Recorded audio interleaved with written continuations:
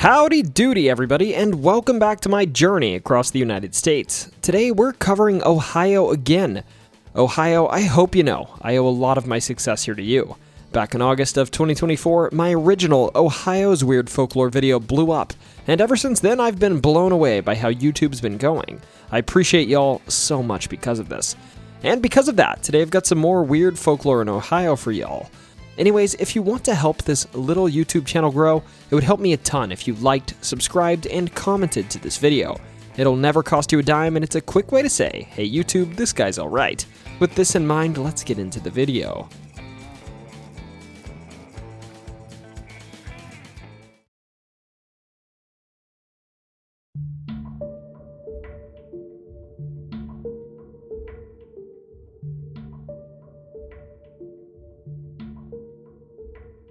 In my last video about Ohio, I distinctly remember one of the top comments saying that Ohio drivers were horrible. Naturally, I dismissed it, because honestly, I think the drivers are bad everywhere, but then I heard this story and, wow, I'm sorry to say it, but if you don't like your fellow Ohio drivers, you might actually be onto something, assuming this story is true. Regardless, it's definitely a piece of folklore worth sharing. So here's the story. Back in the late 1800s and early 1900s, roads were a lot different. They weren't filled with the hum of electric cars or the roar of combustion engines. Instead, they were dominated by horses, with cars being a luxury for the rich, a symbol of technology and innovation. And to be honest, the early cars probably weren't very reliable compared to the horse-drawn carriages of the time, so I get why they didn't catch on right away. In 1895, two drivers went for a drive on what seemed like a perfectly normal day.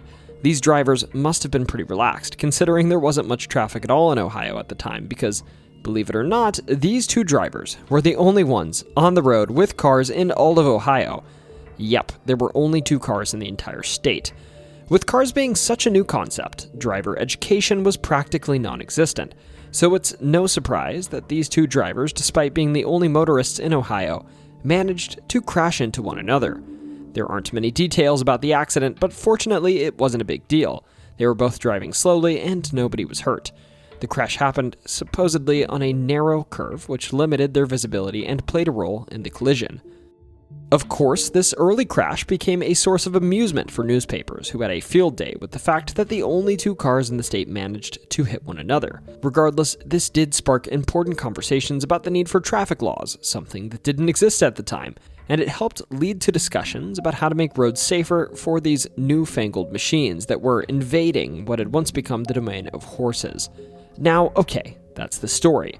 Let's take a step back and consider whether this story is true. So I came across an interesting post by Cthulhu Mike on Stack Exchange, who, when presented with this story, pointed out some challenges in confirming the details. For one, vehicles didn't have to be registered in Ohio until 1905, so there's no official record of these cars existing or even being involved in an accident. He also mentioned that the first American-made gasoline-powered car was driven in Ohio in 1891, but by 1895 it was out of service. People weren't exactly rushing to buy cars at the time because they were less practical than horse-drawn carriages. The first commercially available cars weren't even sold until 1896. So where would these two vehicles have come from in 1895? There was also a notable crash in 1891, but it wasn't a collision between two cars, it involved a car crashing into a tree. This was actually the first recorded car accident in the United States, and it involved the Buckeye gasoline buggy, also called the Lambert gasoline buggy, which was made in Ohio. The crash occurred when the vehicle driven by its creator, James William Lambert, hit a tree, or in some versions a tree root, sending it out of control and into a hitching post. Some versions of the story even suggest that Lambert crashed into another car, but there's no evidence that another car existed at the time. In any case, Lambert wasn't hurt in the crash. So to sum it up, according to the story, Ohio had two cars in the entire state in 1895, and they somehow managed to crash into one another. Personally, I'm skeptical that there were even two cars in Ohio in 1895 at all, but like all good folklore, there's a kernel of truth to this tale. While Ohio may not have been home to the first II car crash, Ohio still holds the title for the first ever car crash in America. So those old commenters saying Ohio drivers were scary, they might have been onto something after all. Let me know in the comments if you think this crash reflects Ohio driving as a whole. If that's the case, I'll definitely take the long way through Indiana next time I'm heading home down south.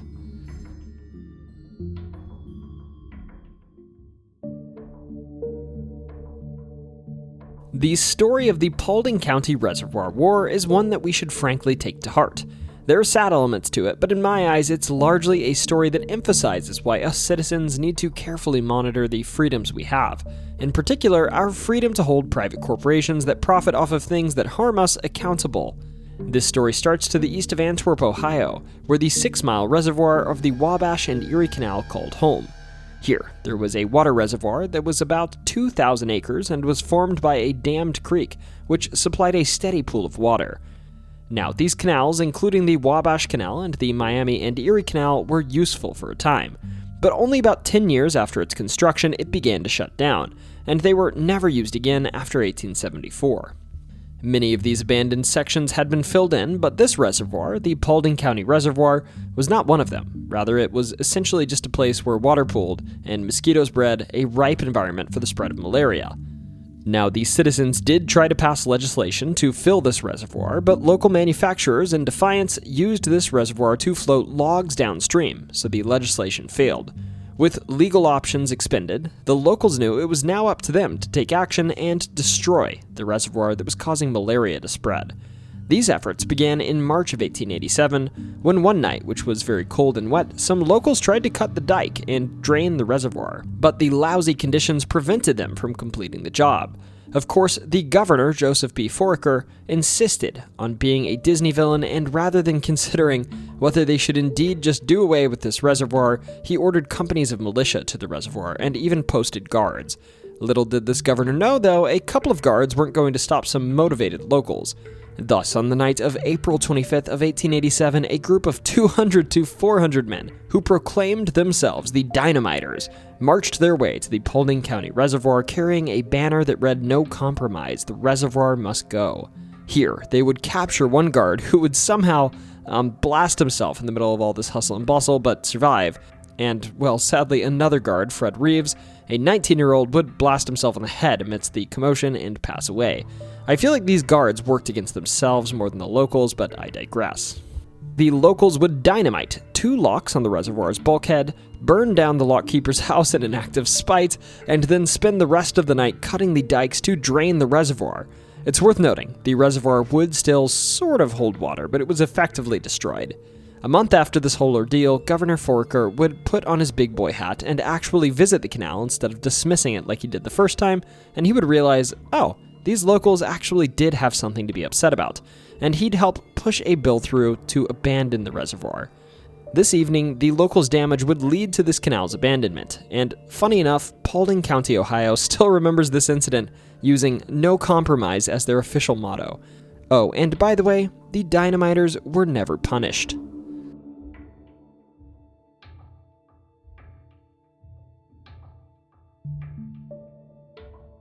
In the USA, there is a rich history of brave volunteer armies fighting off opposing forces with vigor that is usually only displayed by trained military forces and a passion that is second to none. In this light, we know of Tennessee's volunteers who selflessly went to Texas to help Texans defend the Alamo against the Mexican army, and the Minutemen, members of the American colonial militia, who fought the Brits and helped spread information across the colonies. Perhaps the least well-known of these American volunteer armies, though, are Ohio's Squirrel Hunters. Maybe that's because there's not a college football team named after them, but regardless, let's get into the story of the Ohio Squirrel Hunters. In short, in September of 1862, Confederate forces were moving north. Confederate General Kirby Smith had just taken Lexington, and Confederate forces under Henry Heth were sent to Covington, Kentucky, and Cincinnati, Ohio, which was right across the river from Covington. Of course, Union forces caught wind of this, and General Lewis Wallace of the Kentucky Union forces took it upon himself to declare martial law in Cincinnati and prepare Ohio's forces for an incoming Southern invasion. upon being told the then governor, David Todd, would come to Cincinnati and sent word that any available troops and weapons should be sent to Cincinnati to aid their militia. These volunteers would come to Cincinnati by foot and railroad, and ultimately, there was a heck of a turnout. Over 15,000 men and boys would come to Cincinnati from 65 counties in the state. Now, let's be clear, these weren't trained soldiers. They were better described as civilians that were equipped with weapons to hunt small game, and they mostly had no military experience. Generally speaking, they were said to have come with pitchforks, clubs, pistols, and blunderbusses, and they were housed in dining halls, markets, and other establishments in Cincinnati. Now, between these volunteers and the actual Union Army, about 70,000 individuals showed up to stop the Southern advance, and the Confederates were ultimately easily pushed back. Here comes the Squirrel Hunter part. A Confederate scout apparently reported they call them squirrel hunters, farm boys that never had to shoot at the same squirrel twice. In short, they had a reputation for hitting their targets. The Confederate forces would withdraw, and quickly Cincinnati was deemed safe, with martial law being lifted. These so-called squirrel hunters would return home, and funny enough, the next year, the government would print formal military discharges for these men, referred to as the Squirrel Hunter's Discharge, and surviving squirrel hunters would be granted $13, about a month's pay for an Ohio militia member in 1862. Now, personally, as a proud Tennessee volunteer, yes, I acknowledge, you beat us down in December. I've come to grips with that reality, Buckeyes. I think your Buckeyes mascot is pretty cool. But if you ever feel like you want a more historically prominent mascot, you're welcome to join the University of Massachusetts Amherst and the University of Tennessee and rename your university mascot after your most famous volunteer soldiers. I say this with love, I promise.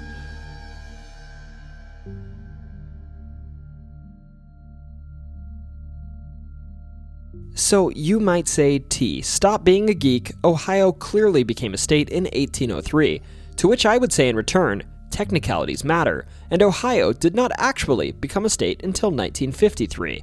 This is the story of this strange technicality and why, factually speaking, you good folks from Ohio were actually a U.S. territory until that year, even if, practically speaking, you were a state all along. This story starts in 1953, the 150th birthday of Ohio becoming a state, when some teachers in Ohio schools thought they'd get their students engaged in their work by skipping the textbooks and bringing home bona fide copies of the actual documents certifying Ohio's statehood. To do this, they made their way to D.C. to get these documents, but it seemed the Library of Congress was missing some of them. In particular, they were missing the documents actually granting Ohio statehood. Well, that's quite the conundrum, as they'd been paying income taxes that whole time, I can certify that. Anyways, let's get to the bottom of why this happened. To start, on April 30th of 1802, Congress authorized, I quote, an act to enable the people of the Eastern Division of the territory northwest of the River Ohio to form a constitution and state government, and for the admission of such states into the Union on an equal footing with the original states, and for other purposes. This, to be clear, was a passage giving the territories within the newly acquired Northwest Territories the right to become proper states. The thing is, Ohio, this place that just went out of their way to write a constitution, didn't get approval from Congress. Congress literally forgot.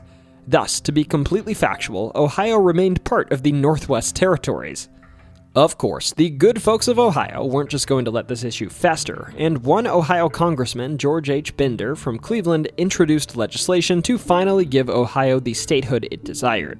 Thus, on May 19th of 1953, the House voted to grant Ohio statehood, granting it retroactively to March 1st of 1803. So, okay, I suppose legally Ohio was admitted as a state in 1803. It's written on paper, so maybe I should shut up. But in 1952, you bet your big butt you absolutely would have still been living in the Northwest Territories in my book. Anyways, let me know what you think. Is this just silly detail-oriented nonsense, or are you a stickler for the rules like me and consider 1952 Ohio a territory? I'm excited to hear the argument in the comments.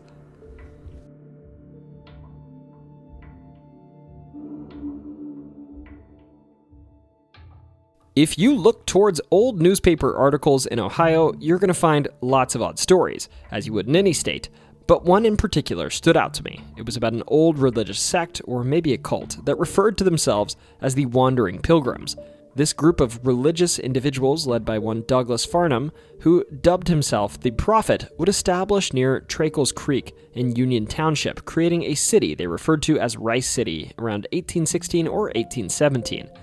This group was led here by Douglas because he came to a fork in the road, and not knowing which direction to proceed, he let random chance take the reins and dropped his walking stick, allowing it to point in the direction he was quote-unquote supposed to go. Ultimately, these 40 pilgrims would settle here, in their so-called Rice City, and they were pretty much harmless, if not a bit weird, never washing their clothes or bodies and eating out of a single large bowl together, eating meal and milk with their hands.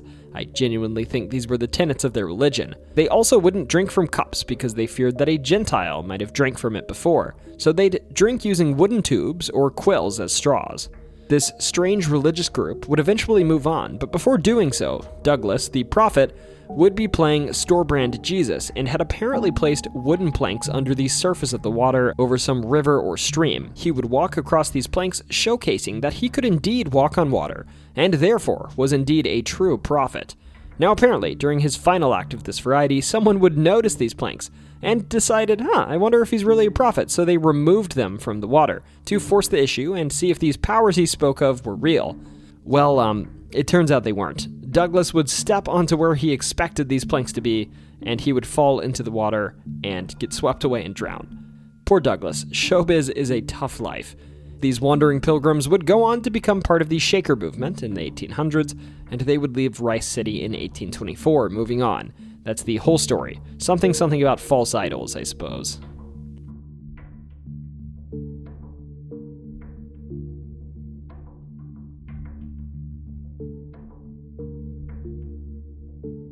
If you're savvy in the UFO world, you'll know that among the top pick for where weird alien stuff occurs is Area 51. But funny enough, a close second, or for some even the first choice, is Wright-Patterson Air Force Base in Ohio, which is right to the east of Dayton. Wright-Patterson, you see, has a strange claim to fame according to some individuals. If you look at Wright-Patterson from above, let's say on Google Maps, you'll notice there's a lot of one specific thing here: hangars. Now this makes sense. Hangars house aircraft, and this is an Air Force base after all. But if you're one to believe science fiction author and conspiracy theorist Robert Spencer Carr, one of these hangars, dubbed Hangar 18, plays host to the alien wreckage and the bodies of the aliens that crashed in Aztec, New Mexico. Some others, I should note, claim the bodies and wreckage are that from Roswell, but Robert specifically cited the Aztec crash. Now, if you don't know about the Aztec crash, to be succinct, it's often referred to as the other Roswell. This crash occurred in 1948 in Aztec and recounted an unidentified craft crashing in Hart Canyon that contained 16 humanoid bodies. As the story goes, the craft was 99 feet long, and the sources that informed folks of this crash were two individuals, Silas Newton and Leon Gebauer. Their claim to fame in this whole ordeal is that they'd supposedly recovered some of the crash's leftovers, and they were selling it as alien technology. In short, the remains from this craft were stored at Wright-Patterson's Hangar 18, and these claims were made first by Robert Spencer Carr, but also later by one author, Leonard Stringfield, and even some ex-military personnel chimed in, lending slightly more credence to the possibility. Anyways, this is the story, but let's be clear, there are elements of the story that stink of hoax all throughout. Let's start with the Aztec, New Mexico crash witnesses, the folks that spilled the beans on the whole shebang. See, Newton and Gebauer, the individuals selling the supposed alien technology that leaked this whole crash episode, claimed that the alien technology was explicitly useful for detecting oil, gas, and gold, three things that were very high value at the time. But further analysis by a reporter from the San Francisco Chronicle found that the devices these individuals were selling were nothing more than pieces of aluminum. Ultimately, charges would be pressed against these two, and they would be convicted of fraud. Next, assuming that somehow, even with this track record, Newton and Gebauer weren't frauds, it seems that Robert Spencer Carr may not have only been a con man, but also a habitual liar. Remember, Carr was the first to claim that alien craft and bodies were in this so-called Hangar 18, and the military, of course, adamantly denied the existence of this Hangar 18. Don't get me wrong, you shouldn't trust anyone that stands to profit off you, be them public or private entities, but in this case, I certainly trust them more than Carr. See, Carr's son recounted after Carr's passing that his father was like a really, really bad and ugly liar. He told stories including, but not limited to, This time he befriended a giant alligator in the Florida swamps, and how he and some dolphins shared complex philosophical ideas with one another in the Gulf of Mexico. Two stories that are, kinda crazy, right? And he told these stone-faced and serious. Apparently his son claimed if you questioned the truth of these claims, he'd also get extremely angry with you or even reject you. Now again, I'm not saying there isn't anything fishy in Hangar 18. I would even say I'm supernatural positive and certainly positive on aliens. I'm just saying this is classic narcissistic behavior, and I don't trust con men or narcissists, even more than I don't trust claims of true history from those with power. Regardless, because of this saga, sometimes folks still look towards Dayton when they think of possible places that alien wreckage might be stored.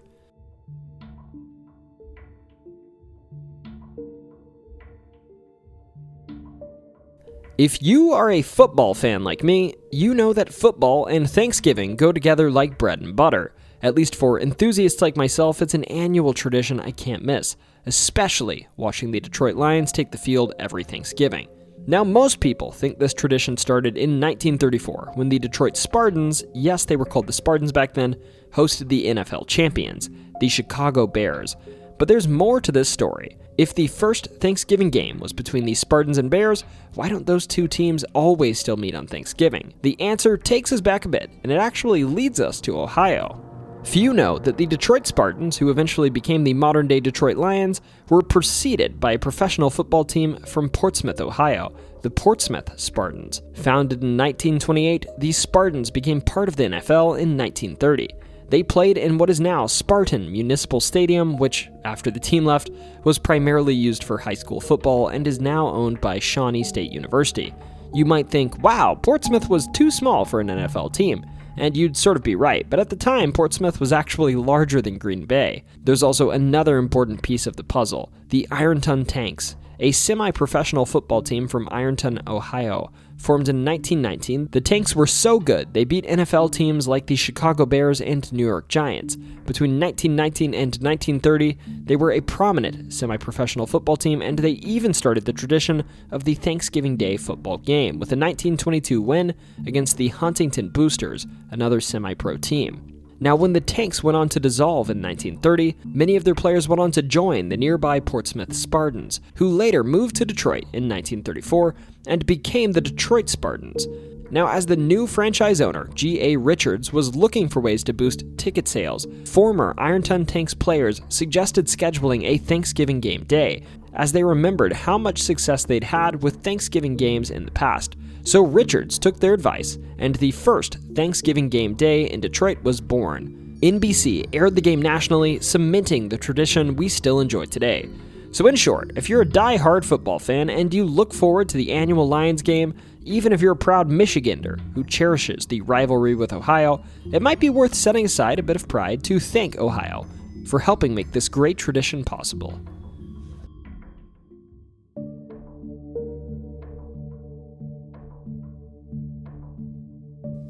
If you were to make your way around Peebles, Ohio, you'd find a small monument at the intersection of North Main Street and Vine Street, labeled Cairn of Peace, with a plaque describing something out of the ordinary. That back in the day, in 1957, it seems that something of significant importance happened in this humble community that even now only has 13,000 individuals. See, in 1957, Peebles would be the setting for the World's Conservation Exposition and Plowing Contest, the fifth of its kind. In this competition, which would occur between September 17th and 20th of this year, 2,500 acres of farmland across 16 farms would be plowed, and farming practices of all varieties would be challenged for the betterment of global farming techniques. As I said, this town is rather quaint, like 13,000 people quaint. But on this weekend, the vast variety of educational, commercial, and conservational activities would attract upwards of 300,000 people, 33,000 spaces alone being allocated for parking. On September 18th of this competition, plows from 12 U.S. states would go toe-to-toe to claim a national championship, and on the 19th and 20th, participants from the world across would battle for the title of world champion,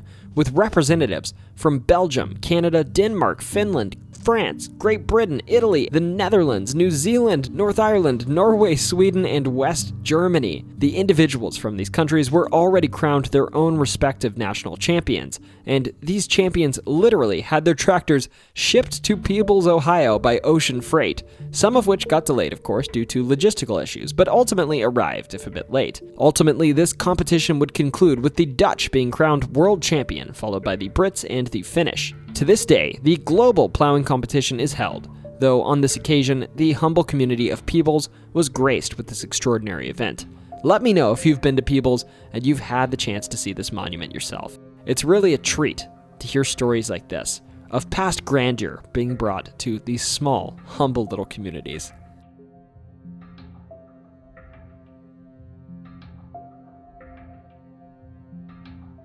Alright, sorry to say it, we've got to talk about the Dayton area twice in this video, and sort of in a similar context to the last time we brought it up, because if you make your way to the National Museum of the United States Air Force in Dayton, you won't just find yourself in the midst of stories about UFOs, and next to prominent aircraft like an old Air Force One, but you'll actually find a craft built by the United States military that legitimately looks like a flying saucer. The story behind this American-made flying saucer dates back, like many things in this museum, to the Cold War era, when paranoia was running amok and civilians and airmen alike reported sightings of UFOs like it was a national pastime.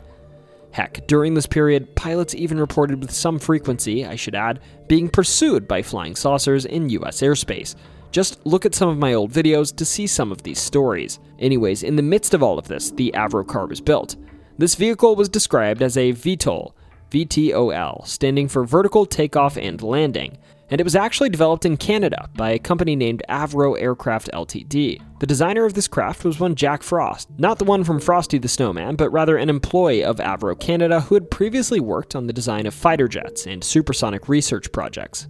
Jack, you see, was seemingly inspired to go this direction with the Avrocar because of the complexity of Frank Whittle's reverse flow design of aircraft engines, and he thought that he could design a simpler engine with the flame cans outside of the outer rims of the craft's centrifugal compressor. This design would require engines to be arranged as more of a disc, hence why he referred to this engine as a pancake engine, and this sort of engine wouldn't be adaptable to the typical aircraft design of the time and of modern day.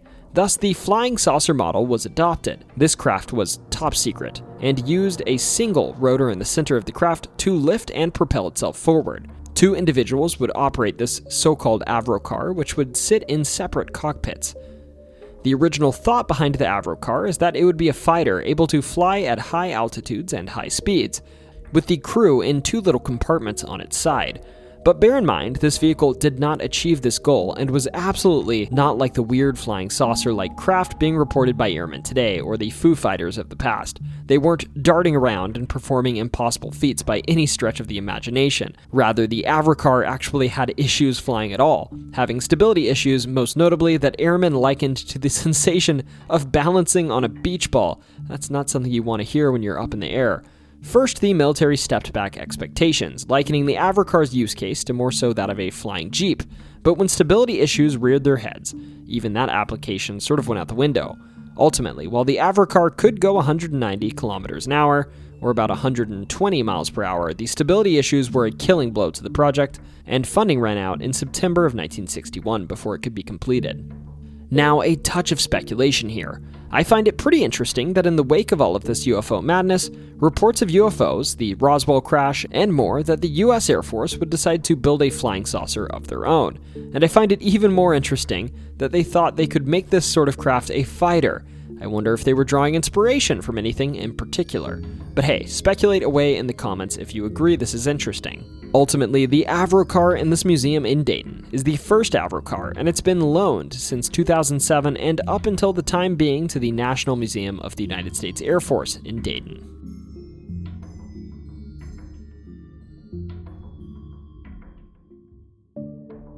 Alright, so this one's a short one, but in Ohio, in the south central portion of the state, there's a small community of about 200 people named Knockemstiff, which is a fun, if unusual name. And when I see a name like that, you darn well know I've got to do a bit of digging. As for the culprit, there are a few stories that tell you why this town has such a funny name. The most common story you'll hear, if you go digging, is one of a woman who went to her preacher during a Sunday morning worship service and told him that her husband was cheating. She wanted this preacher to let her know what to do, to which he responded, "Knock him stiff." There's sort of a similar story about the origin of this place's name too, where a preacher came across two women arguing over a man and advised them that he wasn't worth their trouble and that someone should knock him stiff. Finally, at least according to the Wikipedia entry on this town, there's apparently a moonshine-adjacent explanation, where the local moonshine would prompt individuals to get a bit crazy, and thus the local shine got the nickname Knockemstiff for its ability to send folks to another plane of existence. Now, regardless of what this name's origin is, I think these weird town names are jolly good fun, and it's great to see that Ohio has at least one weirdly named town.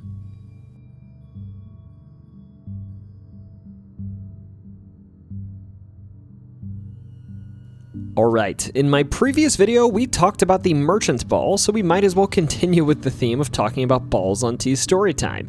In Myrtle Hill Cemetery in Ohio, about 20 miles southwest of Cleveland, there is a ball known as the Witch's Ball. This cemetery in particular is sort of historic, as it's the first modern cemetery to exist in Medina County, Ohio, having been set up in 1822. And in this cemetery, you'll find a rough carved piece of stone, and on top of it, there's a smooth, even shiny sphere sitting there that's carved of granite, with a small marker that says Stoskopf, which, well, I probably butchered the pronunciation of. Regardless, this sphere, more so than the name next to it, garners interest from the local community, with local legends saying that this Stoskopf person is actually a witch, and that a normal gravestone was too puny to hold her casket shut and keep her in the ground. So in its place, they put a sphere over top of her which would hold her in the ground. Stoskopf, the witch, apparently was treated this way because she went so far as to kill her whole family and dispose of them in a nearby well, which offered her the sentence of death. As such, she was buried alive and standing up, with this grave and sphere being placed above her head to keep her down for good. There's even more strangeness to this grave than the story though, as it's said that during the day, if you touch the sphere above this witch's grave, it's cold, but at night, it radiates warmth. So is it true? Is there a witch here whose accursed magic warms the sphere at night, and is she one day going to break free and rain terror on the good people of Valley City, Ohio? Well, as usual, I hate to be the voice of reason, but probably not. Folks have inquired into this legend, and generally speaking, it's pretty well accepted that nobody is buried here at all under this sphere. Rather, the sphere is a plot marker for the Stoskopf family, not an indication of an individual with that name. Also, regarding the heat it maintains at night, any light that hits this sphere during the day is going to warm it up, and at night, when it's cooler outside, it's going to radiate some of this warmth away. Regardless, that doesn't stop this ball from being heralded as a haunted place, and it leads individuals to trespass into the cemetery at night to try to speak with the supposed witch which lies beneath this out-of-place structure.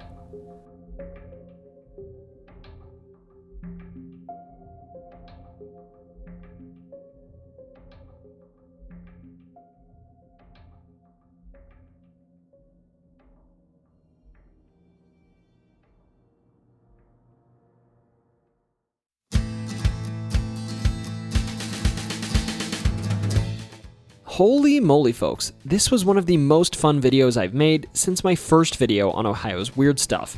Now regarding channel business. To start, if you had fun here, you know it'd help me out a ton if you liked this video, subscribed, and commented saying howdy. It's a quick way to tell YouTube, hey, this guy's alright. Beyond this, as I write this, I'm still in the planning phase for a few more videos. But in general, I'm looking for suggestions on what you want to hear about next.